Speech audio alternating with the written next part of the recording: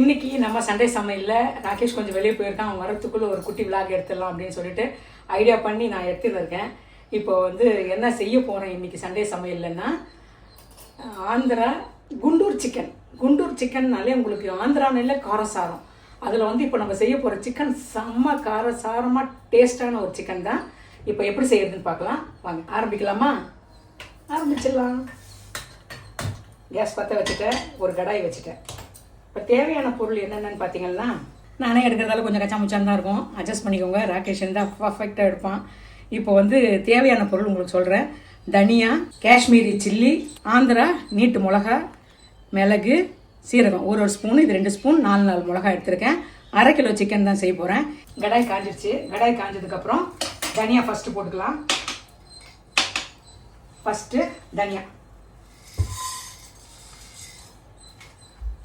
தனியாக போட்டு கொஞ்சம் நல்லா ரோஸ்ட் ஆகட்டும். நமக்கு அந்த ஸ்மெல் வரும், நல்ல ஒரு அரோமா. அது வர வரைக்கும் கொஞ்சம் ரோஸ்ட் பண்ணிக்கலாம். ரோஸ்ட் ஆன உடனே இது வாசனை வந்து நமக்கு தெரிஞ்சிடும். இதை விட்டுட்டு தூரம் போயிடாதீங்க, கொஞ்சம் கருகிடுச்சுன்னா டேஸ்ட்டே போயிடும். அதனால் நம்ம கடாய் விட்டு நகராமல் இங்கேயே நின்று பொறுமையாக வறுத்துடலாம். லைட்டாக ஸ்மெல் வர ஆரம்பிக்குது. வருது தனியா ஸ்மெல். இப்போ அந்த மாதிரி தனியா ஸ்மெல் வந்த உடனே மிளகு 1 ஸ்பூன், சீரகம் 1 ஸ்பூன், இது 2 நல்லா வறுத்துக்கலாம். நல்லா வறுந்த உடனே காஞ்ச மிளகா போட்டுடலாம். இந்த காஷ்மீரி சில்லி வந்து எதுக்கு போடுறோன்னா கலருக்காக தான் போடுறது. நல்லா ப்ரௌனாக ரோஸ்ட் ஆகிடுச்சு. இப்போ கேஸ் ஆஃப் பண்ணிடுறேன். அப்படியே ஆறட்டும். ஆறின அப்புறம் மிக்சி ஜாரில் போட்டு நல்லா கொஞ்சம் குறைன்னு அரைச்சிக்கலாம். ஆறுற வரைக்கும் ஒரு 10 மினிட்ஸ் ஆறிடுச்சு. இப்போ ஒரு மிக்சி ஜாரில் சேர்த்துறேன். சேர்த்துட்டு தனியாக, மிளகு, சீரகம், காஞ்ச மிளகா இதை போட்டு கொஞ்சம் நைஸாகவும் இல்லாமல் குறைன்னு இல்லாமல் திட்டமாக அரைச்சிடுறேன். ஜார் ஓப்பன் பண்ணிடுறேன். இப்போ தட்டில் மாற்றிக்கலாம். என்னை பார்த்தாலே தெரியும், நெடியை நான் கொஞ்சம் சுவாசிச்சுட்டேன், அதனால் அப்படி இருக்குது. ஜார் அப்படியே வச்சிடலாம். பொடி, மெயின் பொடி ரெடி ஆயிடுச்சு. இதை இங்கே வச்சிடுறேன். இப்போ வந்து மறுபடியும் கடாய் பற்ற வச்சிடலாம். கடாய் வச்சாச்சு. கடாய் ஏற்கனவே சூடாக தான் இருக்குது. இப்போ வந்து ஒரு 2 ஸ்பூன் நல்லெண்ணெய், கடலை எண்ணெய் தான் அது கூட ஊற்றிக்கலாம், நல்லெண்ணெய் ஊற்றிக்கலாம். ரெண்டுமே டேஸ்ட் நல்லா தான் இருக்கும். அதுக்குள்ளே சிக்கன் வந்து மசாலா போட்டுருவேன். ஆங்கிலத்தில் சொல்லணும்னா மேக்னெட்னா அந்த இது காந்தம், இது வந்து கலந்து வைக்கப்போம். இப்போ வந்து 1/2 கிலோ சிக்கன் எடுத்திருக்கேன். 1/2 கிலோ சிக்கனுக்கு ஒரு 1.5 ஸ்பூன் இந்த நம்ம அரைச்ச மசாலா போட்டுருக்கேன். ஏன்னா காஞ்ச மிளகா, ஆந்திரா மிளகா செம்ம காரமாக இருக்கும். மிளகு வேறு வச்சுருக்கேன். எல்லாம் சேர்ந்து ரொம்ப காரமாகிடக்கூடாது, அதனால் ஒரு 1.5 ஸ்பூன் போடுறேன். இந்த சிக்கனில் போட்டு நம்ம பிசைஞ்சு வச்சிடலாம். ஏன்னா அந்த காரம் கொஞ்சம் சிக்கன் உள்ளே போகும், அதுக்காக தான் இது போட்டு பேசுகிறேன். போடும்போது வாசனை கம்மன்னு இருக்கும். இது நல்லா கலந்துட்டேன். இது அப்படியே ஊறிக்கிட்டு இருக்கட்டும். அதுக்குள்ளே நம்ம என்னென்ன எண்ணெயில் போடணுன்னு பார்த்துடலாம்.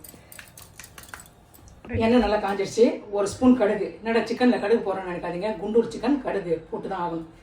கடுகு, சீரகம், கொஞ்சமாக கட் பண்ண வெங்காயம் கொஞ்சம் தான் போடும். அங்கங்கே ஒன்று சேர்ந்து போடும். 1 வெங்காயம் 2 வெங்காயம் போட தேவையில்லை. சும்மா கொஞ்சம். ஒரு பச்சை மிளகா கீர்னது வாசனைக்காக மட்டும். பச்சை கருவேப்பிலை, புது கருவேப்பிலை இருந்தால் செம்ம வாசனை வரும், அதுக்காக புது கருவேப்பிலை. வீட்டில் செடி இருந்தால் அதுலேருந்து பறித்து போடும்போது சூப்பராக இருக்கும். இது வாங்கினது தான், செடி இருக்குது, ஆனால் எத்தனூடு தான் இருக்குது. இப்போ வந்து இஞ்சி பூண்டு பேஸ்ட்டு ஒரு துண்டு இஞ்சி, ஒரு 4 பல்லு பூண்டு. இந்த அளவு பூண்டு ஒரு 4 பல்லு எடுத்துருக்கேன். 1 இன்ச்சு துண்டு இஞ்சி, அது வந்து பேஸ்ட்டாக அரைச்சிட்டேன். அதை இதில் போட்டுருவேன். இது கொஞ்சம் வதங்கட்டும் லைட்டாக, அந்த பச்சை வாசனை போகணும். வெங்காயம் போட்டாச்சு, இஞ்சி பூண்டு பேஸ்ட் போட்டாச்சு, பச்சை மிளகாய் போட்டாச்சு, கருவேப்பிலை போட்டாச்சு. நல்லா ஒரு பொன்னிறமும் வந்துடுது. வந்ததுக்கப்புறம் பொன்னிறமும் இல்லை, கண்ணாடி பதம் வந்துடுது. இப்போ வந்து கொஞ்சமாக மஞ்சத்தூள் போட்டுக்கலாம். ஏன்னா நம்ம மஞ்சத்தூள் அதை போடல, அதனால எண்ணெயில் போட்டுடலாம். மஞ்சத்தூள் போட்டு சும்மா 2 கலரிட்டு நம்ம கலந்து வச்ச சிக்கனை இதில் போட்டுடலாம். காரம் நமக்கு கரெக்டாக இருக்கான்னு, இப்போ உப்பு காரம்லாம் கரெக்டாக இருக்கான்னு செக் பண்ணி பார்த்துட்டு வேணும்னா இன்னும் கொஞ்சம் மசாலா தூள் போட்டுக்கலாம். அது வரைக்கும் ஜாஸ்தி முதல்ல போட்டுற தேவையில்லை. நல்லா இந்த மஞ்சள் தூள், இந்த மசாலா கலர், சிக்கன் பார்க்குறதுக்கே சூப்பராக இருக்கா. குண்டூர் சிக்கன் ரெடி ஆகிட்டு இருக்கு. நல்லா வதங்கிட்டு இதுலேருந்தே கொஞ்சம் எண்ணெய் பிரியும். இந்த மாதிரி வதங்கிட்டே இருக்கும்போது தேவையான அளவு உப்பு போட்டுடலாம். உப்பும் அதே மாதிரி தான் திட்டமாக போடுவேன். சாப்பிட்டு பார்த்துட்டு டேஸ்ட் பண்ணி பார்த்துட்டு போட்டுருவோம். உப்பு போட்டு வதக்கும் போது இன்னும் கொஞ்சம் நல்லா தண்ணி விடும். அதிலே ஒரு 5% சிக்கன் வெந்துடும். அதுக்கப்புறம் நம்ம தேவையான அளவு தண்ணி கொஞ்சம் கொஞ்சமாக ஊற்றி சிக்கன் வேகிற வேலை திருப்பி விடலாம்.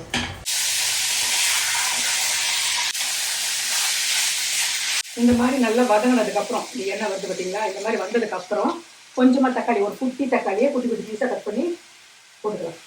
சின்ன தக்காளி போட்டு இந்த மாதிரி நல்லா வதக்கிடலாம்.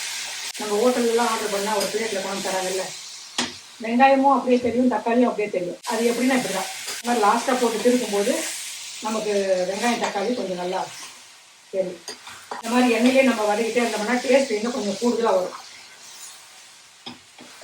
அதனால் கை விடாமல் கொஞ்ச நேரம் இந்த மாதிரி கலந்து விட்டால் கலர் பார்க்கறதுக்கு அவ்வளோ சூப்பராக இருக்கும். இந்த மாதிரி வரும். இப்போ வந்து உப்பு இருக்கான்னு டேஸ்ட் பண்ணிடுறேன். சிக்கன்லாம் சாப்பிட்டு டேஸ்ட் பண்ணல, மசாலா மட்டும் கரெக்டாக இருக்குது. குண்டூர் சிக்கன்னா குண்டூர் சிக்கன் மாதிரி காரம் சுருக்குன்னு ஏறுது. இப்போ கொஞ்சமாக தண்ணி நிறைய ஊற்ற தேவையில்லை, ஏன்னா இந்த எண்ணெயிலே சிக்கன் வெந்துடும். சும்மா பாருங்கள், கொஞ்சமாக ஊற்றுறேன். இந்த மாதிரி ஒரு 1/2 கிலோ சிக்கனோ எத்தனை பேர் இருக்காங்களோ உங்கள் வீட்டில் அதுக்கு தகுந்த மாதிரி சிக்கன் வாங்கிட்டு இந்த மசாலா பொடியை டக்குன்னு வறுத்து அரைச்சிட்டு தக்காளி வெங்காயம் கட் பண்ணிக்கோங்க, இஞ்சி பூண்டு ரெடியாக வச்சுருப்பீங்க. இந்த மாதிரி நல்லா போட்டு எண்ணெயை ஊற்றி நல்லெண்ணெய் போட்டு வதக்கி மசாலா செஞ்சுட்டு குண்டூர் சிக்கனும் மிளகா கிள்ளி சாம்பாரும் வச்சு சாதம் வச்சு காலையில் என்னது லஞ்சே முடிச்சிடலாம். ஈஸி, ஒரே வேலை. டேஸ்ட்டாகவும் இருக்கும். டிஃபன் கேரியர் காலியாகவும் ஆகிடும். பொறுமையாக சிக்கன் வந்துக்கிட்டு இருக்கு. ஓப்பன் பண்ணி பார்க்கலாம். நல்ல எண்ணெய் பிரிஞ்சு வந்துச்சு. மேலே கொஞ்சம் எண்ணெய் தான் ஊற்றுனேன், நல்லா பிரிஞ்சு வந்துச்சு. இப்போ வந்து ரோஸ்ட் ஆகிடுச்சேன்னு பார்க்கலாம். இன்னும் கொஞ்சம் சிக்கன் தனித்தனியாக தெரியணும், அந்த அளவுக்கு ரோஸ்ட் ஆகணும். ஏன்னா ஃபாஸ்ட்டு வைக்க வேண்டாம், ஃபாஸ்ட்டு வச்சா தீஞ்சு போயிடும். அதனால கம்மி தீயிலே கொஞ்ச நேரம் ஆனாலும் பரவாயில்லன்னு லேசாக அப்படி திருப்பிட்டு இருக்கலாம். ரொம்ப சிக்கன் வெந்துடும் கூடாது, ரப்பர் மாதிரி. அதுக்கு தீயவும் கூடாது. இந்த மாதிரி பொறுமையாக வச்சு செஞ்சு முடிக்கிற வரைக்கும் இவரையே பார்த்துட்டு இருக்கணும். இல்லைன்னா இவர் தீஞ்சு போயிடுவார், டேஸ்ட்டு போயே போச்சு. அவ்வளோதான், சிக்கன் ரெடி ஆயிடுச்சு. ஓப்பன் பண்ணி பார்க்கலாம். நல்லா ரோஸ்ட் ஆகிடுச்சு சிக்கன். இப்போ வந்து கொஞ்சமாக பச்சை கருவேப்பிலை போட்டு அப்படியே கேஸ் ஆஃப் பண்ணிவிட்டு ஒரே கலர் அந்த மாதிரி கலர் விட்டுடலாம். ஆந்திரா குண்டூர் சிக்கன் செம்ம சூப்பரான கலரோட வந்திருக்கு. அவ்வளோதான். இப்போ வந்து வேறு பிளேட்டுக்கு மாற்றிடலாம். அவ்வளோதான், சிக்கன் ரெடி. இப்போ வேறு பவுலுக்கு மாற்றிடலாம். பார்க்கறதுக்கே கலர் செம்மையாக இருக்குல்ல. அப்படியே மொத்தத்தையும் ஒரு பவுலுக்கு மாற்றிடுறேன்.